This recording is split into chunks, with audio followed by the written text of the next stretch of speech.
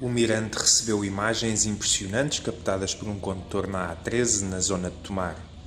As consequências da depressão Christine estão a causar muitos prejuízos em todos os concelhos da região ribatejana.